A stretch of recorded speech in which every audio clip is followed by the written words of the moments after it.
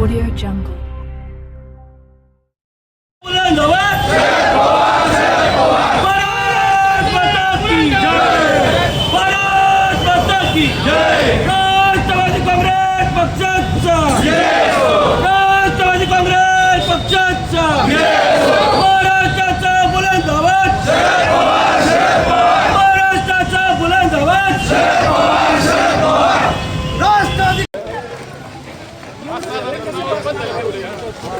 तुम्ही मागे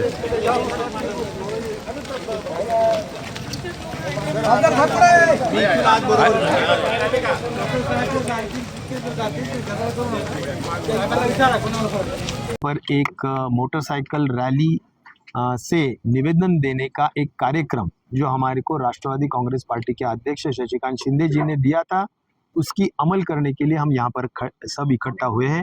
मेरे साथ हमारे बीड़ के खासदार सांसद बजरंग सोनवणे साहब भी है और हमारी पार्टी के सभी माजी आमदार लोग, चंद्रकांत दानवे, वागचौरे साहब और कई हमारे पक्ष के पदाधिकारी, सभी लोग यहाँ पर इकट्ठा हुए हैं। सभी लोगों के माध्यम से हमने एक निवेदन जो दिया है उसमें 4-5 अहम मुद्दों का उल्लेख किया गया है। खासतौर पर जो बेरोजगार युवा है, जो शिक्षित है, वो आज रोजगार मांग रहा है, लेकिन सरकार के माध्यम से रोजगार नहीं मिल रहा है और इसलिए जो कंपनियों को रोजगार चाहिए, उन्होंने MIDC का जो नियम है कि जो स्थानिक युवा वर्ग है उसको 80% प्रतिनिधित्व देना चाहिए, लेकिन उसका भी अमल बजावनी या अमल हो नहीं रहा है। तो ये सभी मुद्दे हमारे युवाओं के संबंध में है और उन मुद्दों को लेके खास तौर पर एक समन्वय होने की जरूरत है कि भाई जो लोग जिनको रोजगार चाहिए और जो रोजगार देना चाहते हैं, उनका एक समन्वय MIDC के माध्यम से होने की जरूरत है। तो ये नहीं हो रहा है, इसीलिए बहुत युवा पीढ़ी को या युवा वर्ग को बहुत मुश्किल सहन करना पड़ रही है।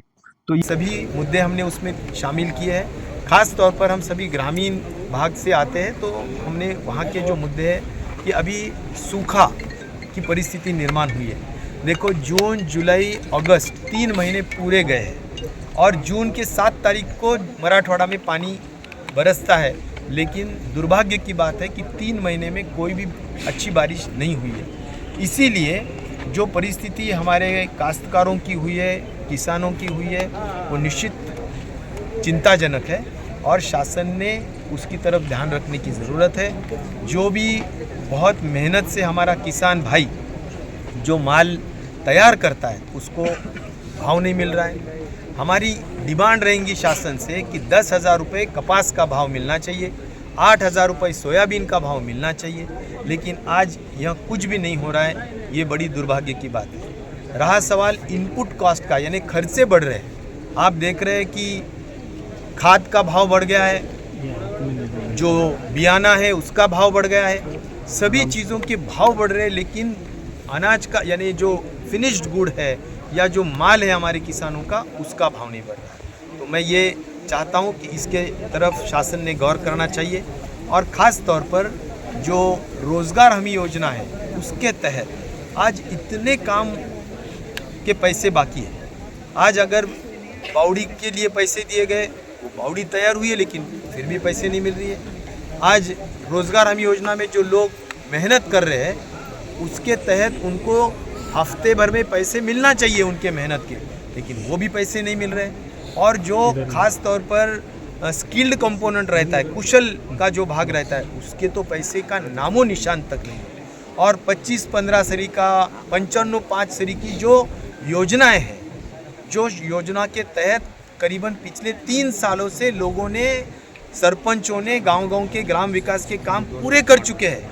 उनके घर में, उनके दरवाजे पे रोज लोग उधारी मांग रहे हैं, लेकिन उनको शासन पैसे नहीं दे रहा है, उनके मेहनत के पैसे भी नहीं दे रहा है। तो इसीलिए ये बहुत ही दुख की बात है। शासन ने इसकी तरफ बिल्कुल गंभीरता से गौर करना चाहिए और ये सभी निधि की उपलब्धता करनी चाहिए। ऐसी मांग हमने आज विभागीय आयुक्त, मराठवाड़ा के विभागीय आयुक्त को हमने मांग रखी है और उसके तहत सहभागी हुए सभी हमारे साथियों का मैं तहे दिल से आभार व्यक्त करना चाहता हूं, उनका शुक्रिया अदा करना चाहता हूं। और इसी तरह अगर ये काम नहीं हुआ तो हमारा संघर्ष और आगे और बड़ा करेंगे, ये भी हम शासन को इतला करना चाहते हैं।